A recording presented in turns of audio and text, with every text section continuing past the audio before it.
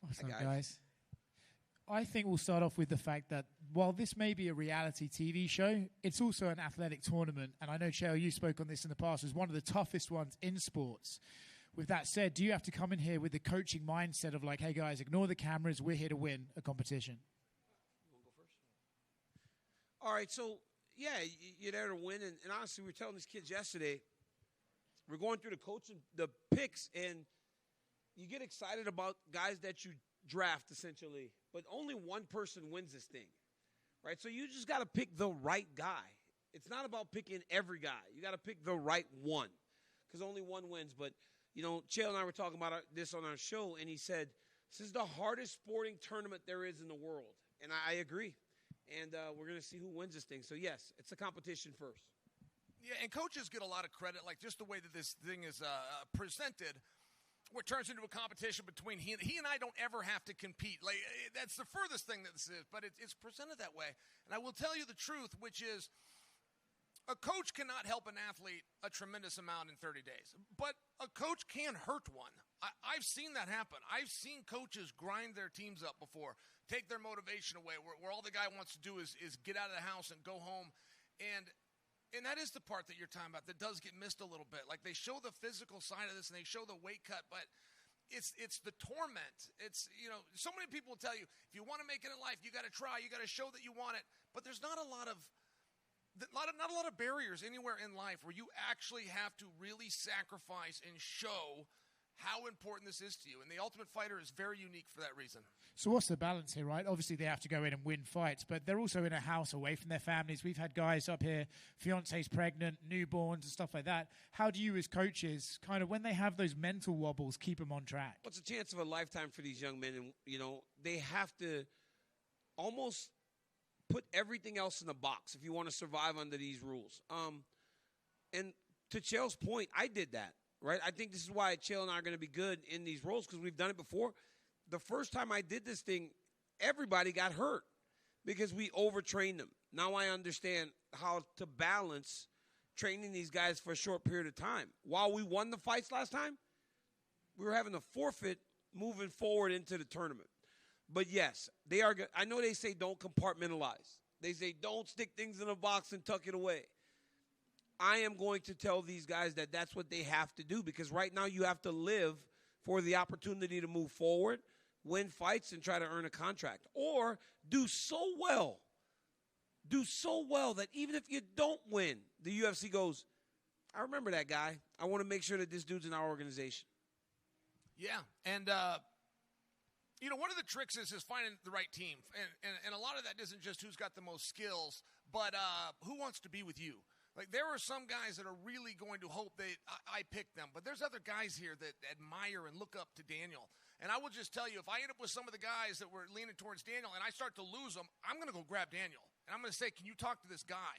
And with a young man, it has to be another man, and that other man has to be older. That's just the way it works. But to look up to and to be able to listen to somebody, yes, if I had a guy and I was losing him through this process, particularly somebody that had already been eliminated, and I got to go to D.C. and say, can you come talk to the guy? I will do that. And Chael and I are open to trading. We do we will. You might see in this season trades where we just go, hey, Chael, I kind of can't handle this guy. You want him? See, it's funny because you guys are obviously friends. You guys are colleagues. But you are one of the most competitive people I've ever met. I know you don't want to lose. Is there a chance that halfway through this season it's like, this motherfucker's getting one over on me and the competition starts breeding between you two? It's always going to be competitive. Chael and I, honestly, we've competed against each other since 1999. When I was wrestling at Oklahoma State and I would wrestle his friend Doug Lee and he would wrestle my friend Mark Munoz, I knew who Chael Sonnen was even if we didn't wrestle each other. I knew Mark had a busy day at the office every time. And Chael probably knew I had a busy day at the office with Doug Lee. So it's like we've been competing against each other for years. And so that won't change. And also bragging rights. We do a show together twice a week. I want to be able to go on that show at the end of this thing and go, at any moment, there's a lower third on our show that says currently off topic. I want that currently off topic to be when I'm just rubbing it in his face that I kicked his ass the entire season of TUF. Yeah, I feel the same way. It does get very competitive, and there is a game that we both want to win. The strategies are interesting, though. I mean, ultimately, they're going to flip a coin. Whoever wins that gets first choice, but the other guy gets to pick the first matchup. Mm-hmm. If you win that matchup, you keep the power to keep picking, and that's a very powerful tool. So, I mean, it is a little bit of a debate of which do you want. Do you want first choice or do you want the first guy? So I got to be honest. What I'm going to try to do is I'm going to pitch to the producers to just, you win the coin flip, you win everything. Because why should there be a difference, right? The luck of the draw is a powerful thing. And when faith intervenes and flips the coin on your side, you get all the power, right? Yeah. Or would you agree to that? I do agree with that, yeah. And so will you agree with the coin flip? We go to the producers and go, whoever wins the coin flip takes all the power. No. No? I couldn't agree to that, no. Okay. That would be too powerful. I mean, that would essentially settle. No, You're it's Thanos. There's You're checks Thanos. and balances, right? So I think that it's only fair. However, if you win the coin toss and you get the first pick, you keep that roster. If you lose the fight you predicted, now you've lost everything. So that's interesting how he said that. I will tell you this, though. Through this process, to be a veteran of the Ultimate Fighter should be viewed in our industry so much more valuably than it is. I remember when the UFC would have 5 and 6 shows a year. And on the regional scene, if one of those guys made the poster and he was a UFC vet, that's what they would write, a UFC veteran, you'd sell the place out just based on this guy. And being a UFC veteran is certainly an honor, but to come to the Ultimate Fighter, and I'm not talking about winning, I'm talking about show up on day one and don't leave early. No excuses, no illness, no injury, no I'm homesick, to make it through.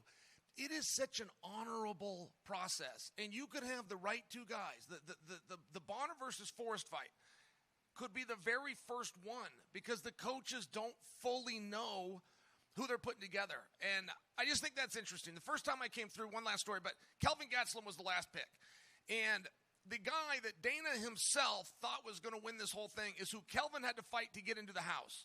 Dana was right. That guy was so good that Kelvin's fight with him was the only one where they went to overtime, which means the third round. That was the hardest and closest fight that Kelvin ever had.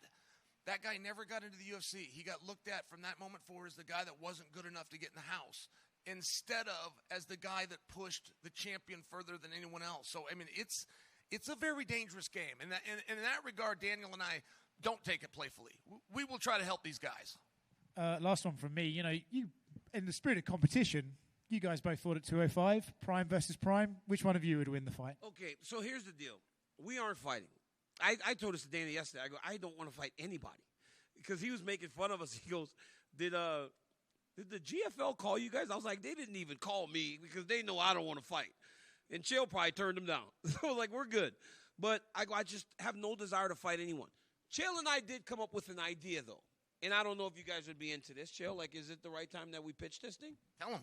Okay, so Chael and I are talking, and we're going, I have Michael Chiesa on my coaching staff. Chael has Colby Covington on his coaching staff. Why don't they just fight, and then Chael and I coach them? That's about as close as we would both get to going back into the octagon. So why don't those dudes just fight each other? And to back Daniel up, I can't believe nobody's suggesting that. That's the obvious fit. Like, I don't think that Colby and Chiesa are going to get through this process without finding one another. But imagine how much we can instigate them. Yeah. It would be awesome. Like, we could instigate those guys for 4 weeks without having to get punched. See, I would instigate Stipe, but there was always a moment that I thought, once I was like, man, he might actually hit me because I was messing with him so much. We don't have to worry about getting hit by each other. Like, we can make them hit each other. Yeah, and by the way, you asked me earlier if I would agree to all the power within the coin flip. Yeah. I will agree to all the power if Colby versus Chiesa find each other. I'll agree to concede the whole process to that. So we need to go to the big wigs right here and pitch this. Hopefully they see this and take it into consideration. By the way, can I tell you something? He's such a gentleman. We have sparred together plenty of times. I did well with him, and that meant a lot. He was the world champion. I've never won a round with him. That's just the truth. So he comes out and covers me, and I actually really appreciate that he does that. But it doesn't hurt my ego. I was an 85. It doesn't hurt my ego that the world champion could have beat me. He was good. Chael was good. Speaking of that, you started touching upon your coaches. Can you guys elaborate and tell us who's going to be in your corners? Yeah. So I got, like, all my guys, right?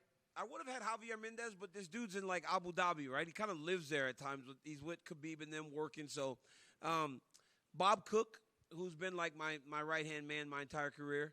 Rosendo Sanchez, my little boxing coach, the guy that attacked Brock Lesnar. He was about to get his ass kicked. He had no idea. He didn't get the script. He didn't get the script. Like, I talked to Brock. I said, walk in here. You push me. I remember where I was when I watched him push Brock. I thought, what is he doing? I go, dude, follow the damn script. I go, Brock, push me. So Brock shoves me. And Rosendo pushes him. And Dana grabs him. He collars him. But Rosendo Sanchez, Michael Chiesa, John Wood, who I've grown to really like, and I think he's a tremendous coach. John and I connected over the pandemic on Fight Island. I would kick his ass in video games, and he'd hold pads for me. And Thiago Beowulf, one of my friends, kickboxing guy. And Jacob Casper. He's the guy that he wrestles in the WWE now, but he was a two-time NCAA Wrestling All-American. So, yeah. Yeah, I would love to tell you mine. I got Cowboy Steve first off, and he'll do our like the nutrition and the weight cut. He'll be the strength and conditioning coach as his official title. He also serves as my real-life father-in-law. Yeah. I got Colby Covington. Colby will be able to get his hands on these guys. It's the same weight class. I hope that Colby views this as a training camp. I hope that he understands he's got the great minds and bodies in the nicest facility you could ever train in with the nicest equipment. Ultimate Fighter, they told us the day we walked in, they said, look around the gym, and if there's anything that isn't here, tell us, we'll have it overnighted. So when I tell you this is the world's nicest gym, that comes with no exaggeration, and I hope Colby views it that way. We do 2 practices a day. I'd like to see him put his hands on these guys twice a day. Mason Fowler is coming in. He's on an airplane. Yo, when did you do that? When did you get Mason Fowler? Dude, 2 days ago. Mason Fowler's a turncoat and a backstab. You know Mason? Mason Fowler is a turncoat and a backstab. What? I didn't even know you knew him. He trained with Cody Merrill twice a week when he was trying to become world champion. Really? He needed to wrestle, and he would come to my academy. Wow. I went so far as to call him my athlete. And he's on your coach's. Mason Fowler is a turncoat. Could he take Merrill down, by the way? No, he would just get beat up. I wouldn't. It was all wrestling. It was all wrestling. But in jiu-jitsu, Mason was just a man. And, dude, he was so strong. He wasn't that strong when I was fighting. I think when you retire, like, people, their strength is, like, bigger. Mason finished Craig Jones, and there was such controversy. Largely, John Danaher had such a problem with the calling of the match that we redid it. Mason tapped Craig Jones again, and this time with no controversy. I believe in the grappling world, if the UFC Fight Pass event, if they don't put Mason Fowler against Gordon Ryan, I mean, when we look back at how great Gordon is, and he is, he's got to do that match. That is the escaping match, and no one's pushing that together. Gordon and Mason have to grapple. Then, of course, I got Clayton, Jamie Huey, and I think I've rudely forgotten a coach. I apologize for that, but that's our staff. Well, speaking of Mason, was that purely coincidence, or was that already the first competition won against DC? Right Yeah, I didn't know that story. I'm going to have to ask Mason. Vinny Magliesh was coming with us, and you're filling out the forms. You got to check a box, and Vinny had to check a box that he didn't want to check, and so it delayed his participation, and that's where Mason came from. So Mason was a last-minute shuffle. That's true. Well, speaking of, you guys have been there before. You understand the severity, and I think one of the best things you said earlier, you're talking about you didn't want to break these fighters. You want to give them the best training in there. So when you're picking your staff, are you taking that in mind, that you're not just picking somebody random that might be a friend of yours? You're picking people that you think can have an actual meaningful impact to their training. Yes, the answer to that is yes. Daniel and I both tried to get one of our own guys. He had a guy that he thought would be great for this process at one of these weight classes. I had a guy that I thought could do great in this process for one of the weight classes.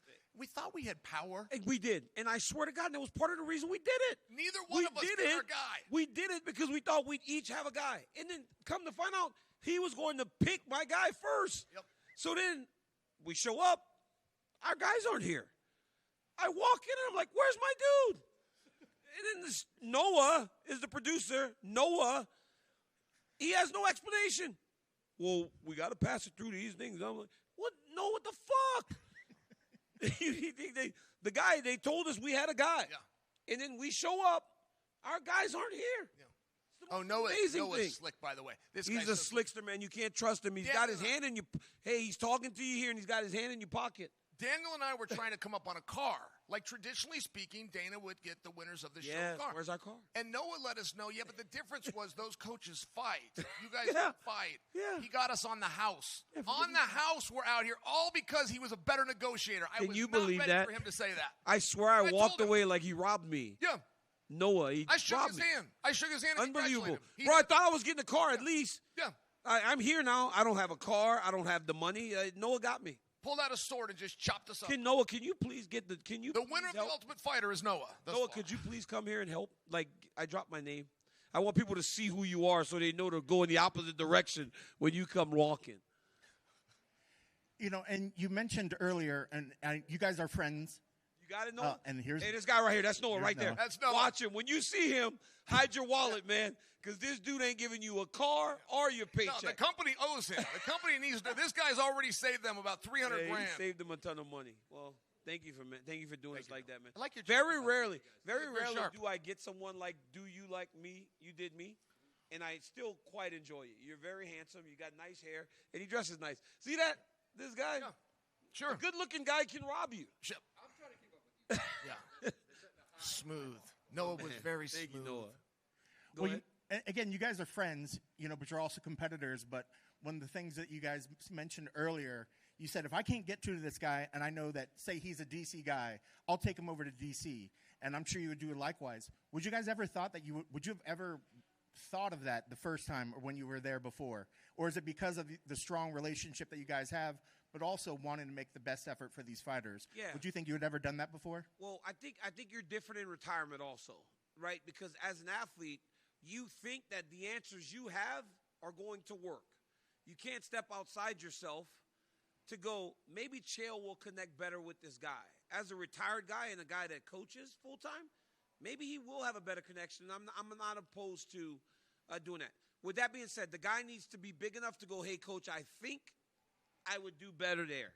I'm not going to do it for them, right? If you want to make that type of decision, you have to own it and go, coach, I think I'd do better there. But, yeah, it's the relationship, the friendship, but also just being a different person than I was in 2018. In 2018, I was still a killer, right? Like, I was a killer.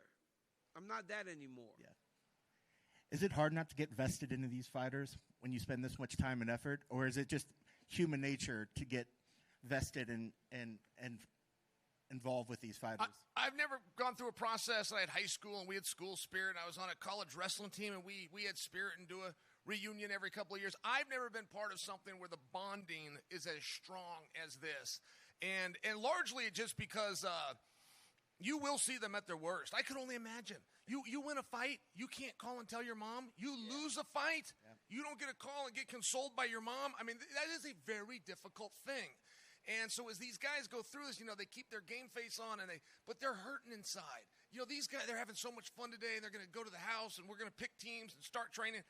10 days from now, it's not going to be fun anymore. It's going to be very monotonous, and it is really a battle of duration, which will never get around the big statement that Dana made on season 1, which is, do you want to be a fighter? The entire time, you're going to have to ask yourself that, and it's very hard to say yes every day for the entire process. I actually one time won a fight and still had to be consoled by my mom. Yeah. That's how bad it was. Like, who was sometimes, it? Huh? Who was it? Dude, Josh Barnett. He beat me so bad. Chael. I was fine. I had my belt. I walked around like the man. I was taking pictures. I had a cut on my head here. My mom, God bless her soul, she was the sweetest human being on the planet. I walk into that house, into that hotel room. The moment I saw her, I fell to the floor and started crying. I'm in my mother's arms, and she's rubbing me. Poor baby, he tried to kill you. He tried to kill my baby. Kill my baby. I cried in my mom's arm for 30 minutes. It's crazy. Josh Barnett is so nasty, though. People don't give him credit. I hated fighting him. If you're talking about the best 5 heavyweights ever, and you don't mention Josh Barnett in there, you lose credibility. He was so he just did things like he wanted to hurt me. I'm like, dude, we're just in the clinch. Why is your knuckle in my eye? Right. Like, what are we doing here, dude? He's mean. He was mean. Well, I know at the end of the day, you want these fighters, everyone wants to get the championship, but what are you hoping that the fighters take away from this experience? Well, first and foremost, I want it to be a positive experience. I want them to get good training. I want them access to some ideas and some coaching and maybe even some drills that they can take with them. But we want them into the UFC. You know, it is very strongly advertised that the winner of this tournament comes, and only the winner of this tournament. Mm-hmm. But I don't know if from 2005 to now, I don't know that there was ever a time where we ended up honoring that. These guys, they went through so much, and Dana saw it. Even on season 1, Forrest, but it was also Stefan. And so my only point is, if you have the right attitude and you can form the right relationships here, I mean, Dana White met them all yesterday. Hunter Campbell will be meeting them all. Craig Broussard will come over and they'll meet them all. If you start to build some relationships here, it's very hard to screw something in your career up if you get this opportunity. You're not guaranteed, but you are guaranteed that you're going to come out of this in a better spot than you came in. That's true. So the fighters don't fight to get in the house anymore, right? So how was of scouting these guys, right? Like, do you go back and like watch film? Do you just look at the piece of paper and be like, oh, let's train with it? So we do these drills. Like, we have this thing, right? We grappled, we wrestled, and then we did some sparring. And Michael Chiesa's a psychopath, bro. He's like, you get those friends that just like really try hard? It's like, that's Michael Chiesa, bro. He's like, my brain can only do so much. So we go through the process. And by the time I'm done after a couple hours, I'm like, I'm fried. We get into the locker room before we pick. Michael Chiesa has his computer in the entire coaching staff, and he's forcing them to watch fights. And I'm just on the back wall with a towel covering me and 3 on the floor sleeping. I'm like, I can't do it no more, Mike. I'm like, please stop. And then when we're picking, they're bullying me the whole time. And I'm like, dude, like, please stop. Like, I can't. Whose team is this? It's Michael Chiesa's team. He's crazy. Yeah, that's great. That's great. Hey, by the way, I will just offer something for you, whether you find this interesting or not. But let's just say that Daniel was to win the coin toss and get the first pick. He should know whoever he picks first, whoever that person is, I'm going to put in the very first fight. And I'm not going to put my first pick against that guy. I'm not going to give you any more clues than that. Can we make a deal? Whoever he picks Let's do first pick versus first pick. Is getting called out in the very first match. So he better pick wisely. Why would you do that? To be a dick about it. To be a dick about it. To show you that this whole pick process is But if flawed. you pick my first guy, then I would say that you putting your guy against my best guy. Correct. In theory. So you want to take the best guy out. In the first round. Very interesting. Which I don't think that they will take into account. They would never expect you would. I would never expect you to put my first guy out there. Yeah. But I hope you would not do that. I will do that. I hope you would not do that. I even have a strong feeling who I'd put him against. Chael. But it will not be my first pick. That's all I can tell you. This guy, Chael, sucks, man. Chael, are you not going to let DC get too close to you? That's very good self-defense advice. I mean, the best thing you can do is keep it back. That was my father's rule. Most fathers tell their sons, you can defend yourself, but let him throw the first punch. My dad said, no. When he's if he's within arm's reach, you gotta hit him. You take the first punch. He said the fight has begun, so you keep him back. But if they evade that space, go first. When they make an aggressive action, you take them out. When you put your hand out there, that's your warning. The moment it's almost like when we were growing up in Louisiana. And, guys, honestly, this is why ESPN was very hesitant about putting Chael and I on the show together. We get a little bit like Tweety Bird. But when we were kids, I would get you and some guy. If I knew you wanted to fight him, I would take like a twig or a stick, and I'd say, put it on your shoulder like this. And then the other guy, I would say, if you really want to fight him, you're going to knock that off of his shoulder. And by knocking it off of his shoulder, you are insulting his mother. Wow. How about that as a fucking kid, huh? Yeah, wow. How about that about starting a fight? So imagine what we could do to Colby and fucking Michael Chiesa. Think There about is- that is how I started fights. I would put a twig and go, if you knock that off, you're talking about his mama. Damn. So then the guy like walk by him and shove him with his shoulder. Fight started. It was awesome. Honestly, what do you think the odds are that Chiesa and Colby are going to pass each other twice a day, every day, and it's just going to be hot? Well, they were like they were in the same area, but they seemed to not look at each other yesterday. Yeah, what is that? Why do people do that? I don't know. But Dude, if I know that there's a guy in my weight class the whole time, I'm trying to stare at him. Yes. Because I want him to know I'm not scared, but maybe by staring at him, I'm showing the fear that is really inside of me. Like, dude, I'm looking at you because if you look at me, I'm probably going to turn away from you. And I just got one more for you guys. Outside of TUF, it's been a couple of days since Sean Strickland lost to DDP and DDP retained. I just want to know, Chael, you know Sean pretty well. What were your thoughts on his performance and where he should go in DC? Obviously, you were there calling. Yeah. People are kind of piling on this guy right now. Yeah, why? Did he do bad? I was proud of his effort. It's kind of crazy how much people are piling on when, sure, he lost. Sometimes you get beat. You know what's crazy? That I get it, that he can be like, I'm this, I'm going to do this, I'm this. Dude, sometimes it just doesn't fucking work. Your intention is to go out there and die, right? And some guy kicks your butt to the point that you're like, fuck, man, I might actually have to die fighting this dude. And you're like, I don't want to do that. Sometimes, right? Like, you have the right to pivot and turn. Sure.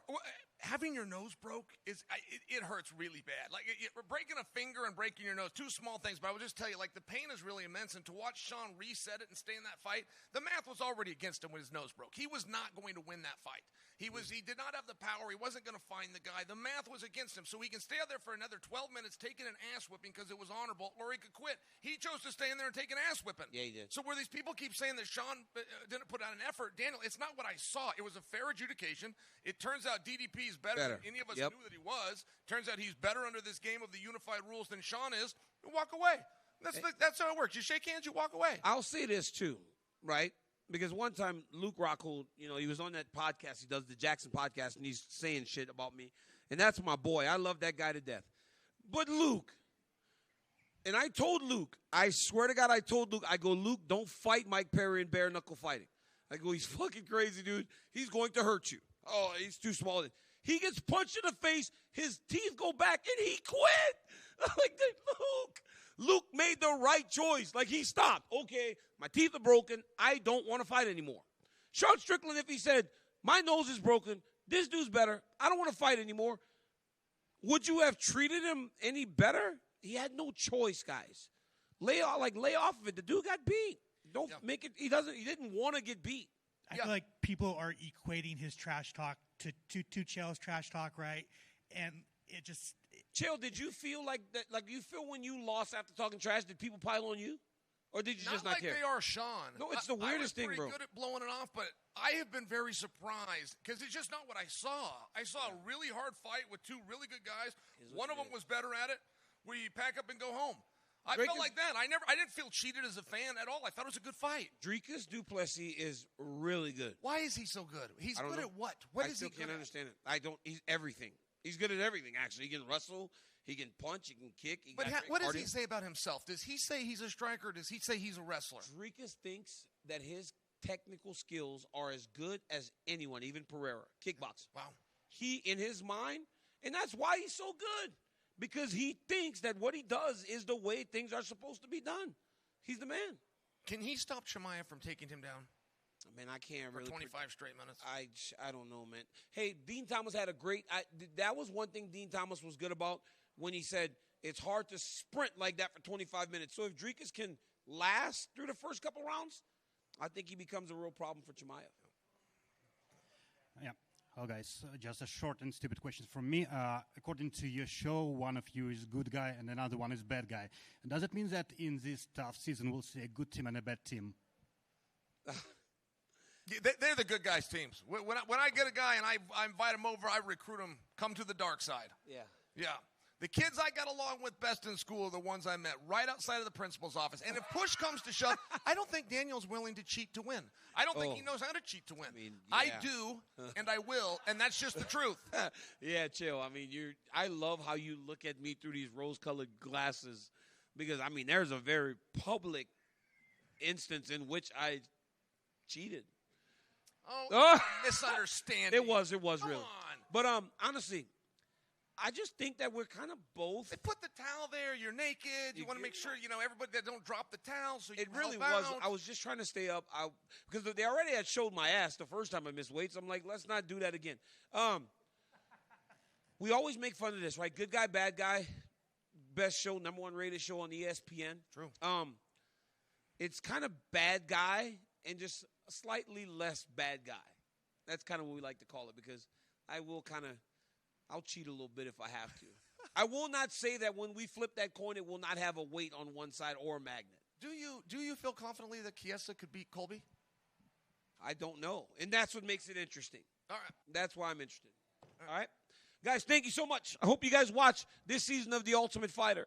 Make sure that you guys tune in so they might ask Chael and I to come back. And if they do, make sure no one then pay us.